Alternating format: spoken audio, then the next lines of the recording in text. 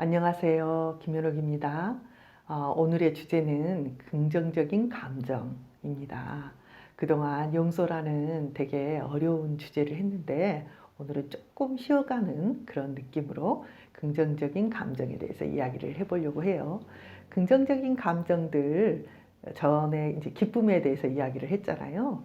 근데 이제 예를 들면 연민이라든지 사랑이라든지 희생이라든지 뭐 감사라든지 뭐 이런 우리가 느낄 수 있는 긍정적인 감정들에 대해서 함께 이야기를 해보려고 해요.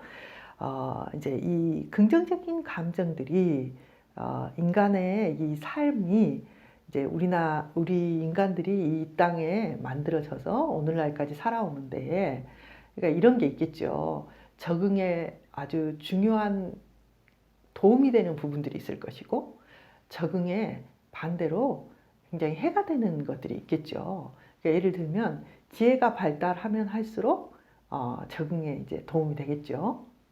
또 지능이 발달한 것도 적응에 도움이 되겠죠. 근데 그동안 이제 인류학자, 정신심리학자들이 연구를 해봤더니 이 긍정적인 감정은 적응에 굉장히 도움을 주는 그런 감정이고, 그것들을 그래서 인간들은 발달시켜 왔을 것이다. 뭐 이렇게 추론을 해요. 긍정적인 감정과 부정적인 감정은 다 필요해요. 우리가 긍정적인 생각만 계속 한다고 한다면 그거는 좀 이런 건 긍정적인 감정하고 약간 이제 다른 거죠. 뭐냐면 좋게 생각해, 좋게 생각해. 이렇게 우리가 아니야, 다 좋은 거야, 좋은 게 좋은 거지. 이건 긍정적인 감정하고 조금 달라요. 그러니까 이 긍정적인 면과 부정적인 면을 정확하게 인식하는 것, 그건 되게 건강한 정신과 관계가 있죠. 우리가 여기서 말하는 긍정적인 감정이라는 거는 뭐 연민이라든지 사랑이라든지 어쨌든 인간의 삶에 어떤 것과 비슷하다고 생각하냐면 이타적인 공동체적인 감정, 그래서 이걸 영성과 굉장히 가까이 이렇게 두고 보는 학자들이 많아요. 이 긍정적인 감정이 인간에게 미치는 영향이 뭐냐면은 부교감신경을 활성화시켜요. 전에도 제가 말씀드렸지만은 인간의 이제 자율신경계는 교감신경계와 부교감신경계의 이 기량작용으로 이루어진다고 말씀을 하잖아요. 부교감신경은 어떻게 하냐면은 이완하죠. 우리의 몸을 이완시키죠. 혈압도 낮추고요. 심박수도 낮추고요. 근긴장도를 낮춰요. 그래서 이완이죠, 이완. 반대로 부정적 감정은 교감신경계를 활성화시켜요. 그래서 어떻게 해요? 교감신경계가 활성화가 되면 혈압도 올라가고 심박수도 올라가고 근의 긴장도도 올라가요. 그러니까 이 교감신경과 부교감신경이 둘 다 우리에게 아주 중요하죠. 힘들고 어려운 일을 할 때는 교감신경이 확 깨어나가지고 우리의 에너지를 끌어올려서 그것을 단숨에 해내게 하고요. 그리고 나면은 이제 또 이게 부교감신경이 활성화돼서 이완이 돼서 이렇게 평화롭게 모든 것들이 쉬는 그런 시간이 있고, 그러다가 또 다시 교감신경이 활성. 그러니까 이런 어떤 그 흐름들이 아주 중요한 거죠. 근데 이제 우리 현대인들의 문제는 이 교감신경이 부교감신경, 그러니까 온, 오프 스위치가 정확하게 되는 것, 이게 되게 중요해요. 그래서 이제 근긴장도가 떨어져야 되는데 계속 근이 긴장돼 있고 마음이 긴장된 상태에서 사는 분들 중에 이런 분들이 있어요. 근이 계속 긴장하다 보니까 이 근이 다 손상되더라고요, 나중에. 그래서 이렇게 손가락을 이렇게 쥐었다 폈다 할 수 없을 정도로 근에 문제가 생긴다. 근데 그분의 그 상태를 아무도 잘 진단을 못 했는데 나중에 보니까 이 근에 계속 긴장이 계속되니까 이 근육이 다 이렇게 상하고, 의학적으로는 잘 모르겠어요. 근데 어쨌든 그분이 나중에는 이 손가락으로 이렇게 짚지도 못할 정도로 그렇게 됐는데, 그분의 가족 간의 긴장이 너무 높아서 마음에 쉼이 없는 거예요. 그래서 이제 그런 병을 앓았던 분을 제가 만난 적이 있거든요. 근데 이제 이 긍정적 이 감정이라는 게 어느 정도로 효과가 높냐면은 명상을 할 때와 비슷한 정도로 이 사람을 이완시킨다고 해요. 그러니까 인간이 이렇게 잠을 자잖아요. 그러면 잠을 자면 이 긴장도를 낮춰요. 잠을 자는 순간에. 그럼 긴장도를 어느 정도 낮추냐면 8% 정도, 8% 정도 낮춘대요. 그런데 명상을 깊이 하면 10%에서 많으면 17% 정도의 긴장도를 이완시켜요. 그러니까 잠자는 것보다 이렇게 명상, 깊은 이제 명상이 뭐냐면은 숨쉬기죠. 숨쉬기, 복식호흡, 깊이 복식호흡을 하고 생각을 굉장히 비워내는 과정이에요. 보통 명상의 과정들이.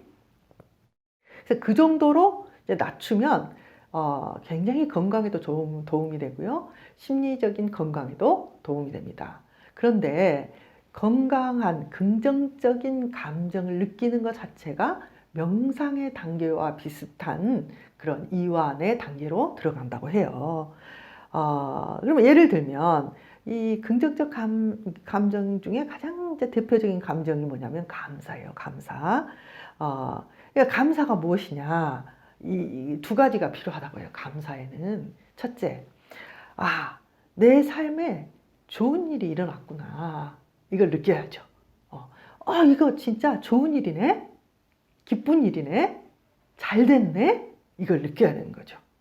그다음 두 번째는 이렇게 잘 됐어. 이거 정말 너무 좋은 일이야.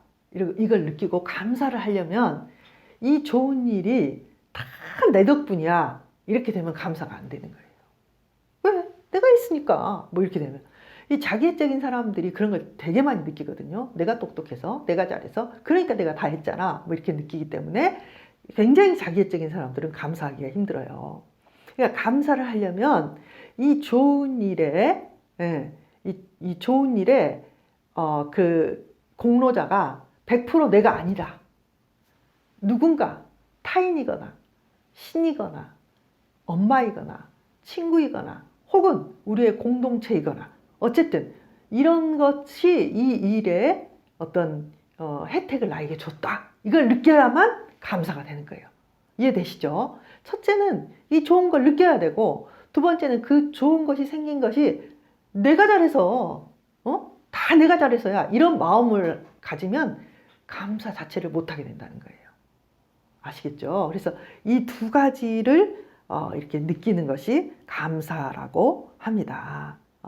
그래서 저는 이 긍정적인 감정의 굉장히 핵심적인 부분이 이 감사라고 생각하거든요.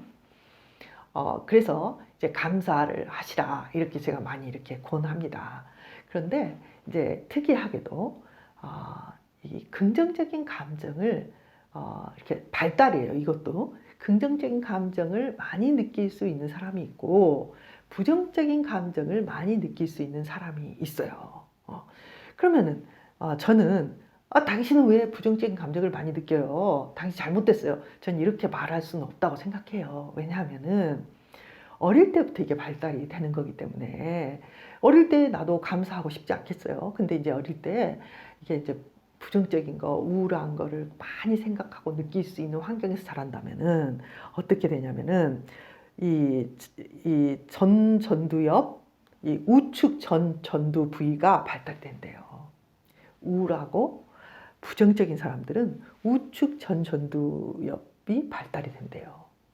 그러니까 거기가 어디냐면은 우측 눈 위, 요 정도 된다고 해요. 그런데 쾌활하고 자비를 생각하고 이렇게 수련이 많이 된 사람들을 보면 어디가 이제 반대편이 이 좌측의 전두엽 부위가 활성화가 되는 거죠. 그러니까 이제 우리가 이걸 통해서 알 수 있는 건 뭐냐면은 이 감사하고 긍정적인 감정을 느끼는 것도 실은 우리 뇌가 어느 쪽이 발달이 되느냐에 따라서 다를 수 있다는 거예요. 그러면 나는 지금까지 삶에 우울한 일이 많았어. 그래서 우울한 일이 많아서 이제 우울한 걸 많이 느낀 사람들은 어디가 발달된다고요? 우측 전두엽 우리가 이제 발달이 되겠죠. 그러면은 그 상태에서는 이제 어떻게 하는 게 좋느냐 하면 조금 인위적으로 노력을 해야 돼요.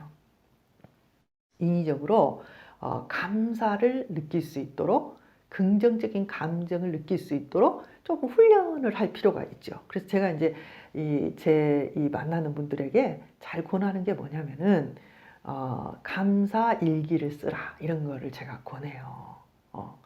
그러니까 예를 들면 이런 거예요. 감사 일기를 쓴다는 거는 오늘 이렇게 하루 동안에 나에게 감사한 것들을 이제 제목을 찾아서 감사를 하는 거죠.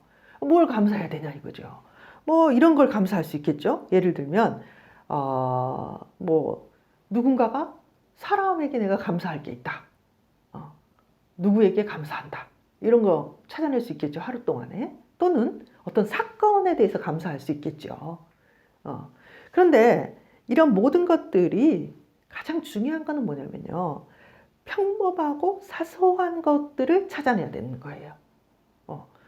오늘 우리가 하루 살면서 뭐 오늘 내가 갑자기 뭐 돈을 많이 벌을 수도 있겠죠. 그렇지만 우리의 보통의 날들은 보통의 그냥 평범한 날들이에요.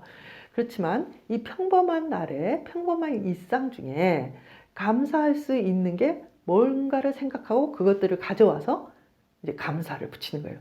자, 오늘 내가 어디 중국집에 갔는데 그 집이 와 지금까지 먹어본 짜장면 중에서 제일 맛있더라. 우연히 들어갔는데 들어간 집이 너무 맛있는 짜장면 집이었어.